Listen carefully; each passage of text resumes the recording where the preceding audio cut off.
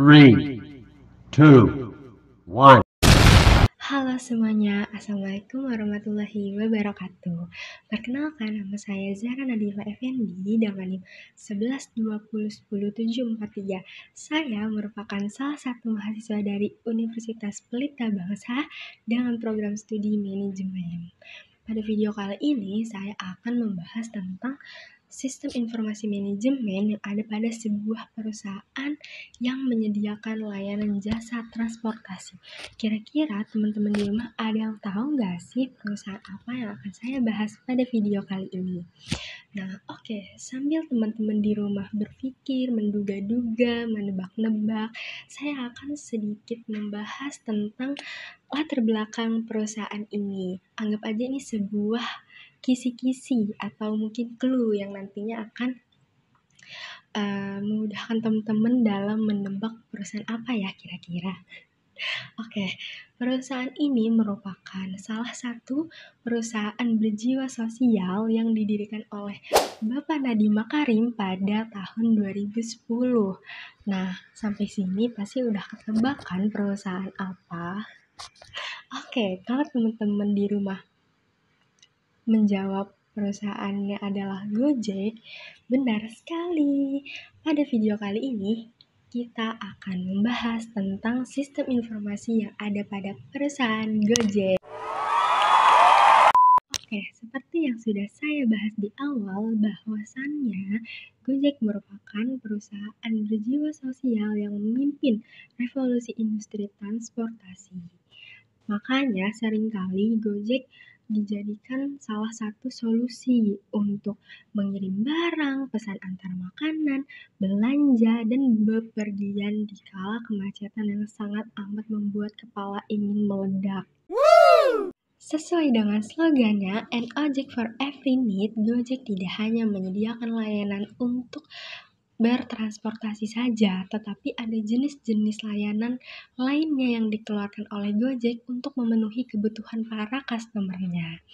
Oke, menyinggung tentang jenis-jenis layanan yang dikeluarkan Gojek, sepertinya ini menarik untuk kita bahas pada video kali ini. Oke, nanti kita akan bedah satu persatu ya. Apa saja sih jenis-jenis layanan yang dikeluarkan oleh Gojek? Yang pertama, itu ada kurir instan. Apa sih kurir instan itu? Kurir instan adalah salah satu fitur yang dikeluarkan oleh Gojek untuk memudahkan para customer-nya dalam mengirim barang. Nah, jenis-jenis barang yang dikirim itu macam-macam, mulai dari makanan frozen atau dokumen-dokumen itu bisa dikirim menggunakan kurir instan. Tetapi ada catatan sedikit untuk teman-teman semua yang ingin menggunakan fitur instan kurir, bahwasannya barang yang akan dikirimkan itu tidak boleh panjangnya melebihi daripada stang motor dan tinggi barangnya tidak boleh melebihi tinggi pengemudi. Untuk teman-teman semua yang ingin menggunakan fitur instan kurir ini bisa diperkirakan terlebih dahulu barangnya yang akan dikirim ya, sehingga tidak membahayakan kurir begitu teman-teman. Yang kedua, ada alat transportasi atau jasa transportasi. Apa sih jasa transportasi? Sepertinya ini sudah tidak awam lagi ya untuk kita karena paling sering banyak digunakan oleh masyarakat Indonesia. Nah, Gojek menyediakan fitur layanan jasa transportasi. Apa sih bedanya jasa transportasi yang dikeluarkan Gojek dengan jasa transportasi lainnya? Nah, kalau jasa transportasi yang dikeluarkan oleh Gojek itu kita bisa menentukan titik di mana kita akan dijemput dan titik tujuan kita. Jadi kita bisa men-setting terlebih dahulu sebelum memesan.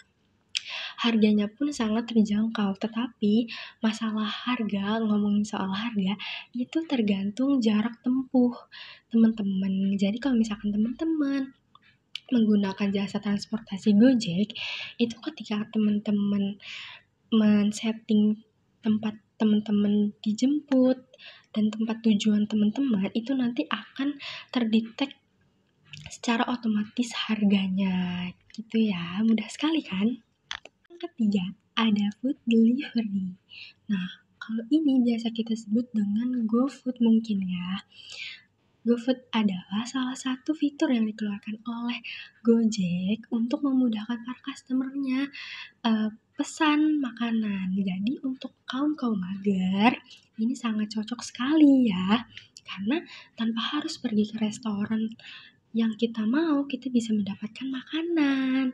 Apalagi kalau misalkan cuaca lagi mendung, lagi hujan, tiba-tiba BM makanan, itu kita bisa menggunakan layanan GoFood. Jadi kita tidak perlu repot-repot keluar untuk membeli makanan langsung ke restorannya, tetapi melalui GoFood kita bisa mendapatkan makanan yang kita ingin tanpa harus ke restoran tersebut.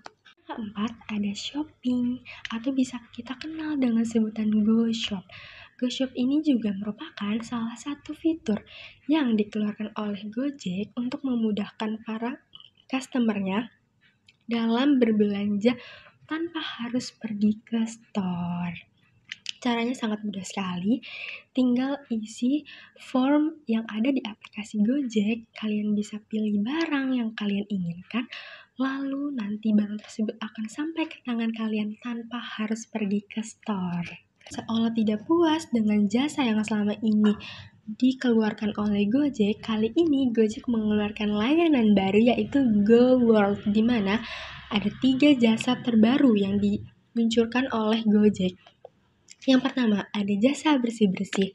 Nah, biasanya ini digunakan untuk bersih-bersih rumah, bersih-bersih kantor, atau bersih-bersih tempat yang lainnya bisa disesuaikan. Yang kedua, ada jasa pijat. Nah, biasanya di dalam jasa pijat ini tidak hanya pijat refleksi, tetapi ada akupuntur dan lain-lainnya, bisa juga untuk kecantikan. Mungkin konsepnya seperti salon keliling mungkin ya. Nah, yang ketiga itu ada GoBox. Apa sih itu GoBox?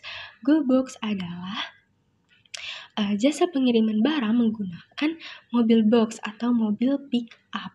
Biasanya digunakan masyarakat Indonesia untuk pindahan rumah, membutuhkan mobil pick up atau mobil box untuk mengangkut barang-barangnya. Nah, bisa banget nih menggunakan fitur terbaru Gojek yaitu GoBox. Oke? Nah, oke teman-teman, tadi kita sudah membahas tentang apa aja sih jenis-jenis layanan yang dikeluarkan oleh Gojek. Nah, kini saatnya kita move on, kita beranjak ke strategi yang digunakan oleh Gojek untuk tetap bertahan dan bersaing melawan perusahaan-perusahaan jasa transportasi lainnya. Oke, kita akan membahas strategi yang digunakan oleh Gojek. Yang pertama, itu ada acquire. Apa sih acquire itu? Acquire adalah cara Gojek mendapatkan pelanggan. Caranya adalah melakukan promosi langsung di media sosial. Yang kedua itu ada enhance. Enhance itu apa sih, Kak? Enhance merupakan strategi yang digunakan Gojek untuk menambah pelanggan baru dengan cara bermitra dengan perusahaan-perusahaan yang mau menggunakan layanan Gojek. Yang ketiga itu ada retain. Retain adalah salah satu strategi yang digunakan oleh Gojek untuk mempertahankan para pelanggannya dengan cara menanggapi setiap keluhan, setiap keinginan customer, sehingga Gojek mendapatkan loyal customer atau menciptakan loyal customer, seperti itu ya teman-teman. Oke, selanjutnya apa sih bedanya Gojek sama perusahaan jasa transportasi lainnya? Padahal kan jasa transportasi banyak, nggak cuma Gojek. Tapi kenapa ya harus Gojek? Oke, kenapa harus Gojek? Mungkin ini terletak di pembagian upahnya, di mana di dalam perusahaan Gojek 80% itu hak driver dan sisanya 20% itu baru masuk ke keuntungan perusahaan. Jadi kalau dipikir-pikir lumayan juga ya. Oke. Upah yang diterima driver itu bisa dalam bentuk harian atau dalam bentuk bulanan pun bisa. Itu sesuai keinginan dari drivernya sendiri ya teman-teman semua. Dan perlu kalian ketahui bahwasannya dalam merekrut karyawan sebagai driver, Gojek memanfaatkan sumber dari netizen atau rakyat-rakyat internet loh. Dan perlu kalian ketahui juga bahwa proses rekrutmen pada perusahaan Gojek ini tidak sulit, tidak perlu tes wawancara, tes psikolog, dan lain-lainnya. Hanya saja ketika kalian sudah diterima, Gojek membuat Human Resource Management yang terdiri dari 4 tahap. Yang pertama itu ada tahap staffing, yaitu tahap di mana ketika kalian sudah keterima di perusahaan Gojek, kalian akan mengisi biodata yang nantinya akan disetorkan ke dalam database perusahaan. Yang kedua, itu ada workforce planning atau scheduling.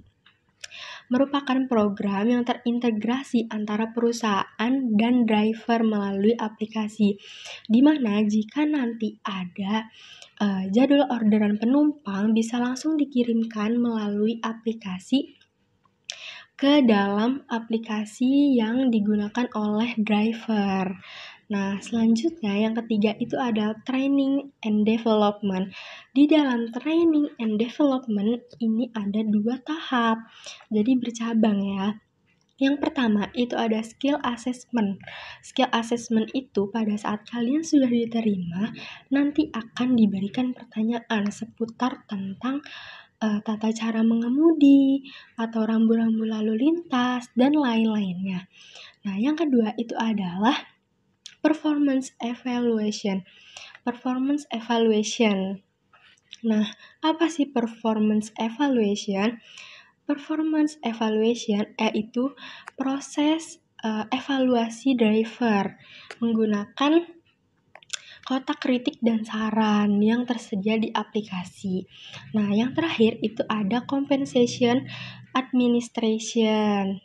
Ini tuh proses untuk mengetahui apakah gaji karyawan sudah dibayarkan atau belum. Oke. Setelah tadi kita sudah berbincang-bincang mengenai sistem informasi yang ada pada perusahaan Gojek, mungkin ini saatnya saya untuk pamit undur diri. Semoga apa yang saya sampaikan dapat dipahami dan bermanfaat bagi teman-teman di rumah. Kurang lebihnya mohon maaf. Wassalamualaikum warahmatullahi wabarakatuh. Bye-bye.